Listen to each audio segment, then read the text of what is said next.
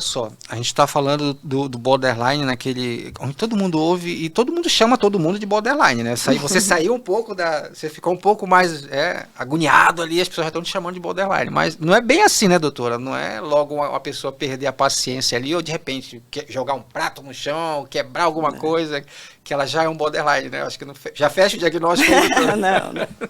Isso é um ponto interessante também, por quê?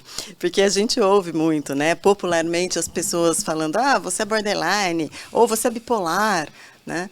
Não é bem assim, né? Para fazer diagnóstico, a gente precisa preencher os critérios diagnósticos, né? Aqui na América do Sul a gente usa muito a CID-10, agora nós estamos na edição 11, né, a CID-11, e tem o DSM, que está na versão 5 revisada, que é usado no resto do mundo. Tá? Então, para nós fecharmos o diagnóstico mesmo, precisa preencher minimamente uma quantidade de critérios para poder fechar o diagnóstico e falar que aquela pessoa é borderline.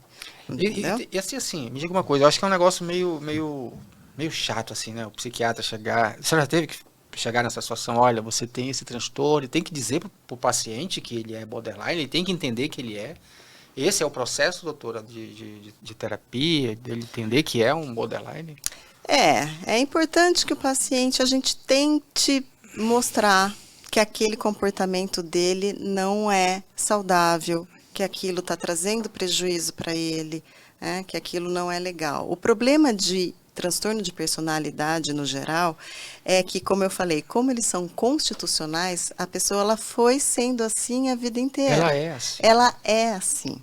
E ela não entende isso como uma doença. Mas como assim? Eu sou assim. Então ela está certa de dizer, é o meu jeito, né? Não está tão errado. É meu jeito, exatamente. Muitas vezes, alguns, eles têm uma noção que aquilo não faz bem. Eles percebem que os comportamentos deles não são saudáveis, não fazem bem. Por quê? Gera muita briga. Uma característica muito típica do borderline é a explosividade.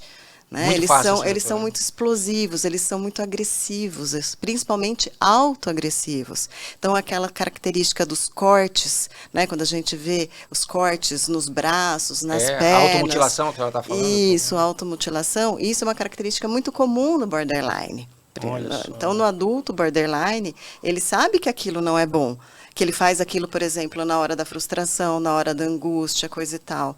Mas para ele entender que aquilo é uma doença, ele tem que ser feito um trabalho para que ele possa ir, na verdade, fazer terapia, que é a única forma de transtorno de personalidade ser trabalhado. Né? Agora, a senhora falou um negócio que me deixou curioso. É possível ele ser um borderline e estar implodindo aquilo, digamos assim, ele está lidando com aquela agressividade dele sem colocar ela para fora? Isso pode, ou geralmente o borderline vai colocar aquilo, vai expressar aquilo? Na maioria das vezes, posso te dizer, praticamente todos os casos, o borderline ele tende a ser agressivo, ele tende a manifestar essa agressividade de alguma forma. Ou, como a gente chama de heteroagressividade, que é a agressividade com o outro, né? Então, bater, brigar, a gente vê em casos mais homens, né? Que homens naturalmente são mais agressivos que mulheres, doutora, né? Isso, na clínica mesmo percebe-se isso. Sim, né? A mulher borderline, ela tem um comportamento menos violento do que o homem borderline. Sim, pela natureza humana. Né? O homem ele é mais agressivo que a mulher, né? Então o homem borderline, né? Muitas vezes ele é mais agressivo com o outro, né? Pode ser agressivo com ele também, mas ele é mais agressivo, então quebra as coisas, né? Tem explosões de agressividade, pode bater em outras pessoas. A mulher nem tanto.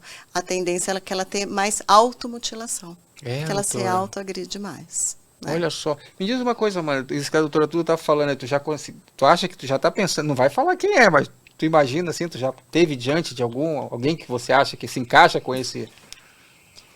Olha, que eu conheço, assim, eu acho que não. Dá bem, né? Daquilo que ela falou, né? Não é só a agressividade, tem outros critérios que precisam ser preenchidos pra, né, falar que uma pessoa é borderline. Mas que eu conheço, assim, que eu pense agora rapidamente. Não, né? Até porque acho que não.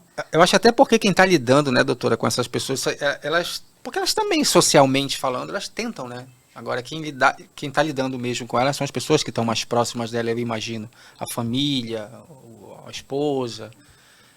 Eu acho que no meio social, ou também isso pode acontecer mesmo no trabalho e ser assim em qualquer lugar. Sim, então, todo transtorno de personalidade, como é funcionamento, então todo ambiente que a pessoa se relaciona pode ter problema, né? E aí, nessa mesma proporção, assim, de ser extremo mesmo, né?